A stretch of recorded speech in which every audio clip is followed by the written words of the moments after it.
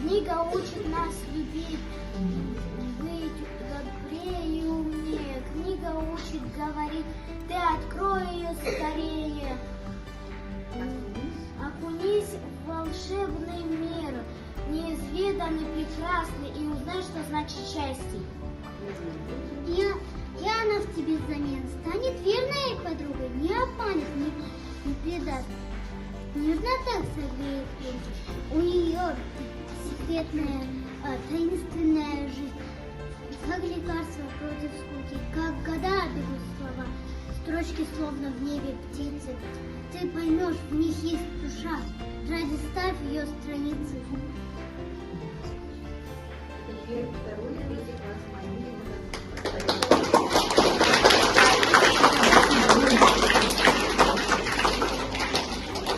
Казахстан, земля родная, очень любим мы тебя. Море, горы, да степная, это родина моя.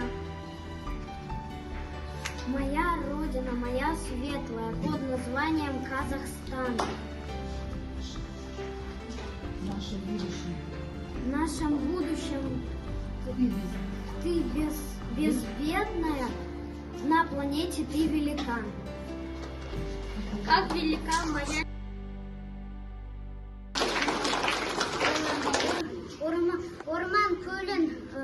Орман көлін бау-бағын қастерлеген қазағым.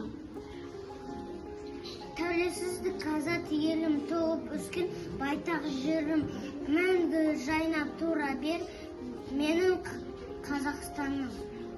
Мен оның түнін сүйем, күнін сүйем, ағынды өзен, асқар тау гүлін сүйем, қасиетті тілін сүйем, мен оның құдіретті үнін сүйем.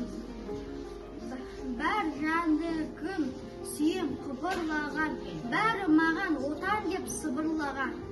Отаным менің Қазақстан, атынан сенің айналам. Бас деп саған өтемін, жасай бер, жаса Қазақстан.